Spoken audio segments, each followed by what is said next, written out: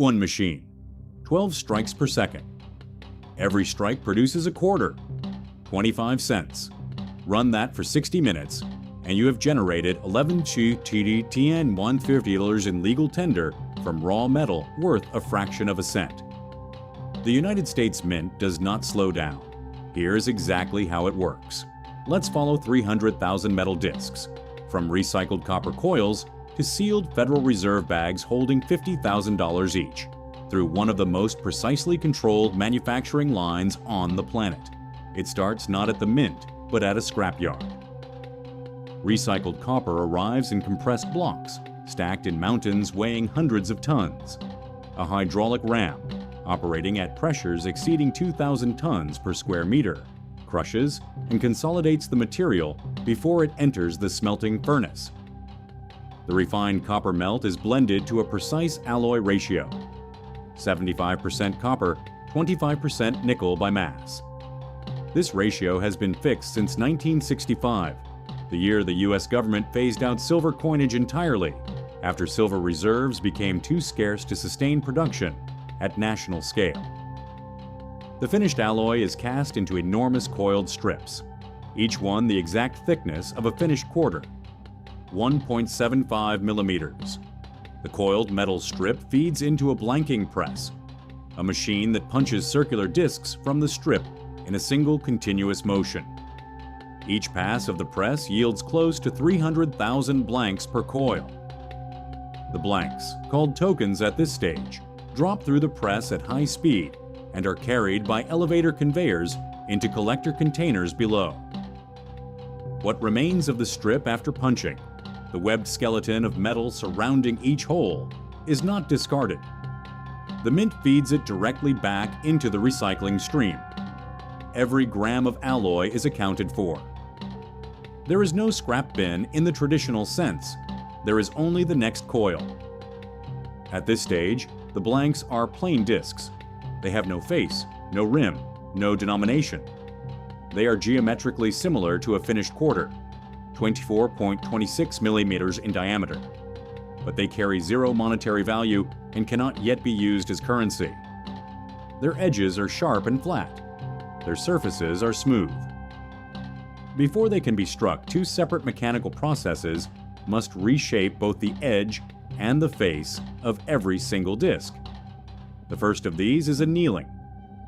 The blanks are heated to approximately 760 degrees Celsius, 400 degrees Celsius, in a controlled atmosphere furnace to relieve internal stress introduced by the blanking press.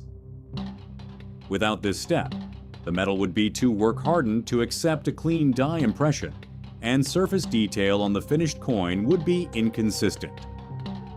After annealing, the blanks pass through a washer and dryer unit that removes oxidation and restores the bright metallic surface required for quality inspection downstream.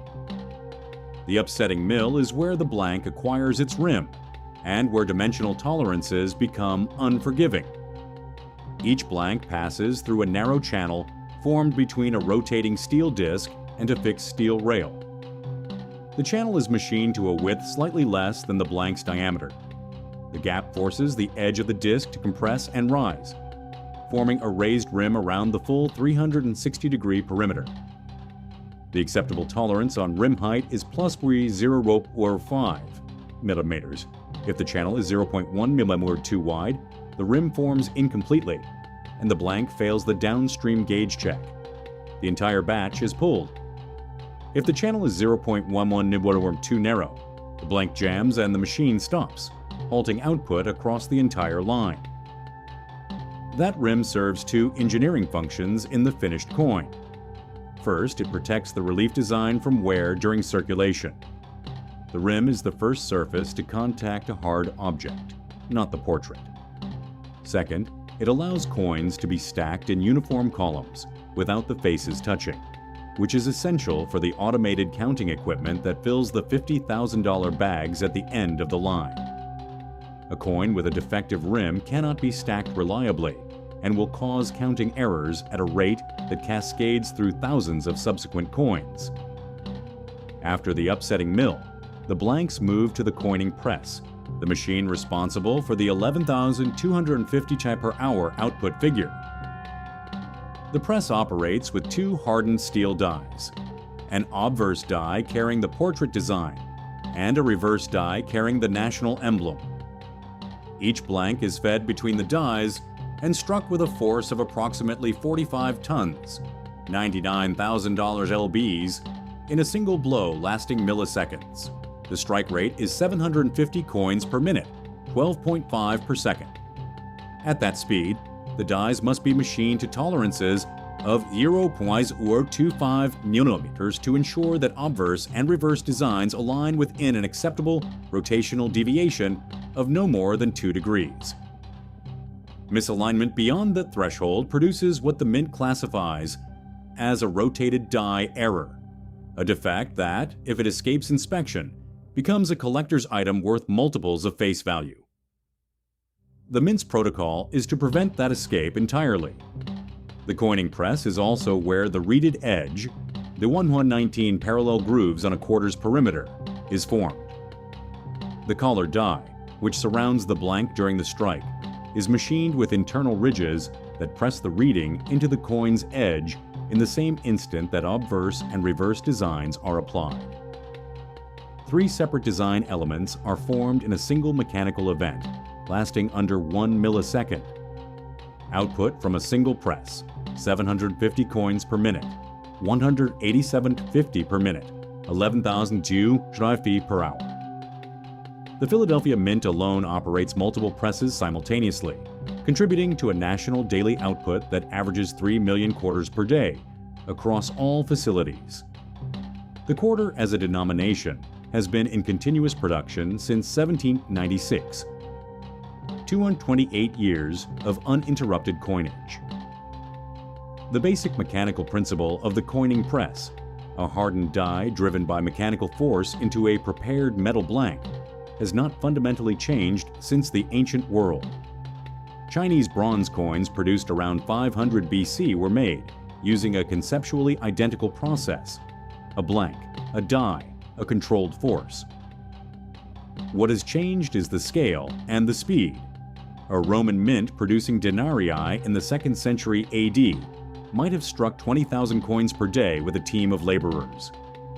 A single modern coining press at the US Mint produces 750 coins per minute, 1,000 to 80,000 coins per day, operated by one technician monitoring a digital display. The alloy composition has also shifted across centuries. Silver quarters circulated from 1796 until 1964. 90% silver, 10% copper. The 1965 transition to the current copper-nickel clad composition was driven by a shortage of monetary silver that made the metal content of a coin approach and then exceed its face value, a situation that causes coins to disappear from circulation as people melt them for profit. The current alloy costs approximately 9 cents in raw materials to produce a coin with a 25-cent face value, maintaining a comfortable production margin for the government. The die manufacturing process is where the identity of each coin is established, and it is a precision engineering operation entirely separate from the high-speed production line. Every design begins as a digital model produced by mint sculptors and engineers. The model is translated into a galvano, a large-scale 3-dimensional model, typically 8 inches in diameter, which is then mechanically reduced by a pantograph-style engraving machine to coin size. The reduction process takes approximately 24 hours of continuous machine operation per die. The resulting master hub is used to produce a master die, which in turn produces working hubs, which produce working dies. This hub and die replication chain ensures that every working die used in production is a geometrically identical copy of the original master, maintaining design consistency across millions of strikes. A working die has a finite service life. Under the pressure of 45 tons per strike at 750 strikes per minute, the steel of the die face gradually fatigues. The Mint's engineering standard sets die replacement intervals based on strike count. A typical working die is retired after approximately 500,000 strikes. At 750 strikes per minute, that is a service life of roughly 11 hours of continuous operation.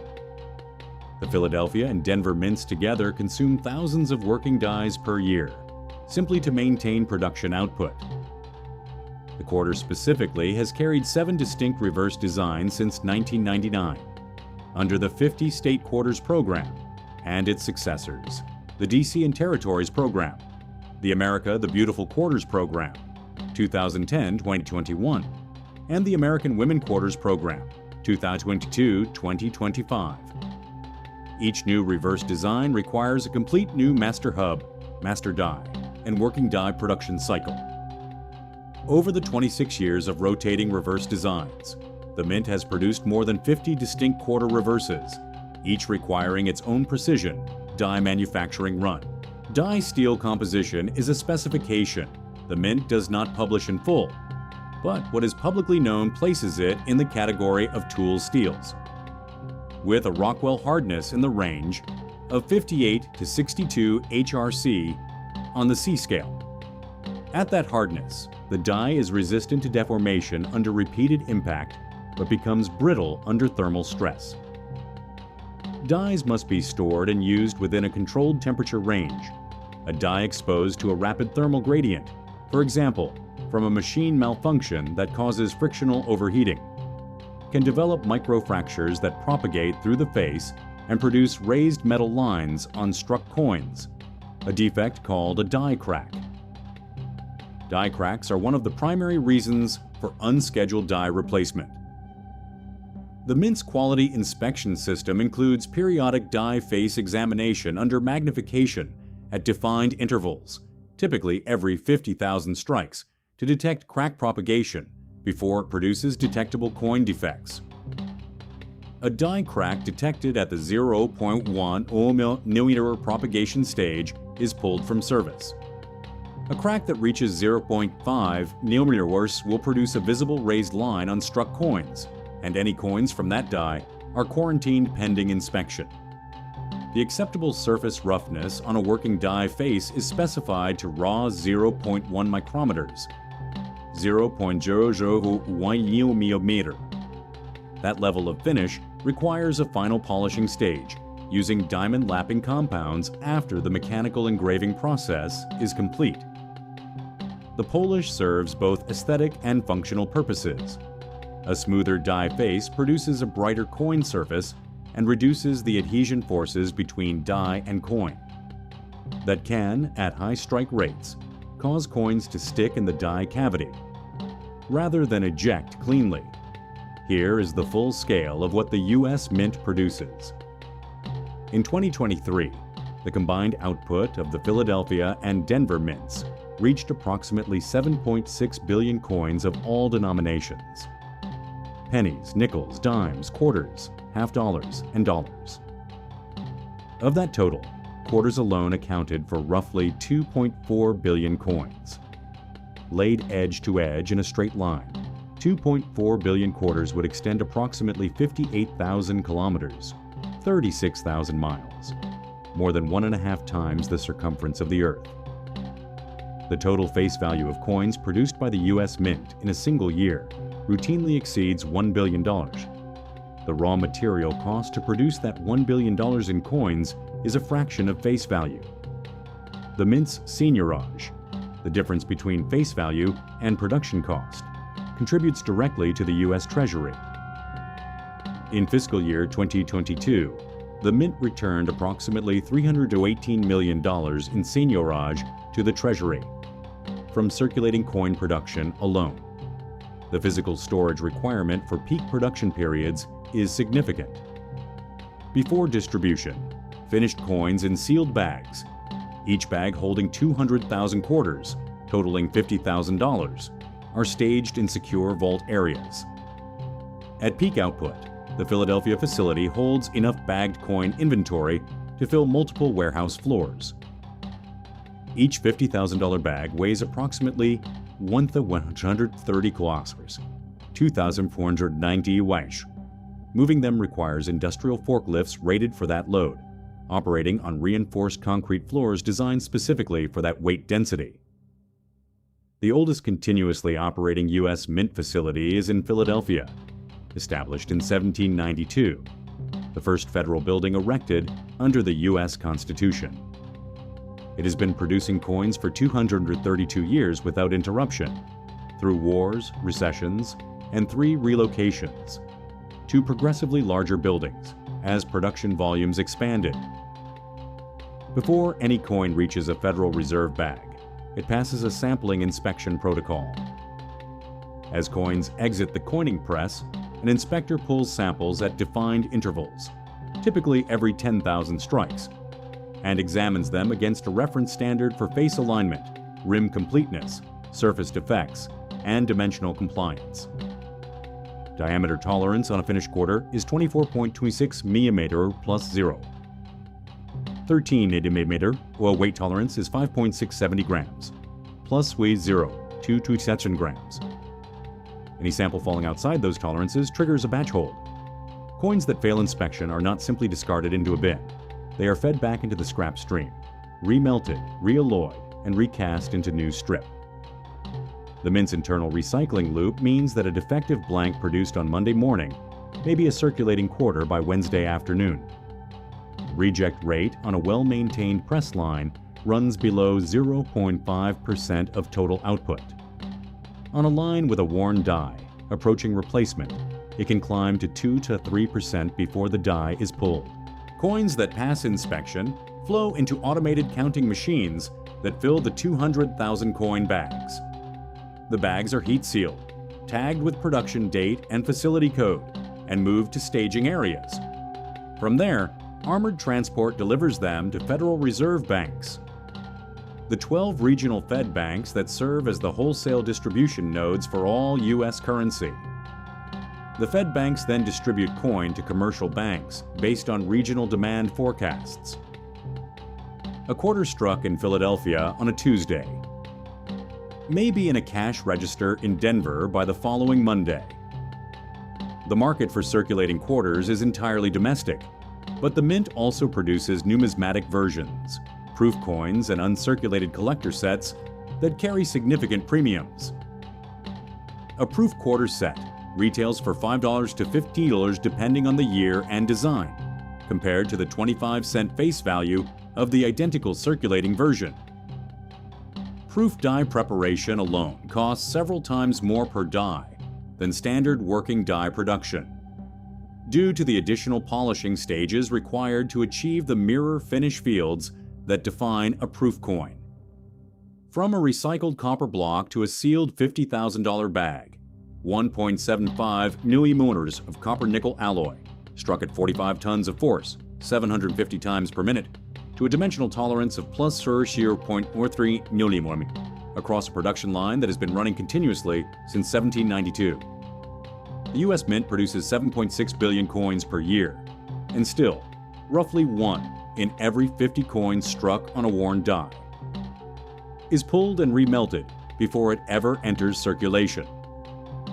What other government manufacturing process would you like broken down in full technical detail? Drop your suggestion in the comments below, and subscribe to the channel with notifications on, so you don't miss the next one.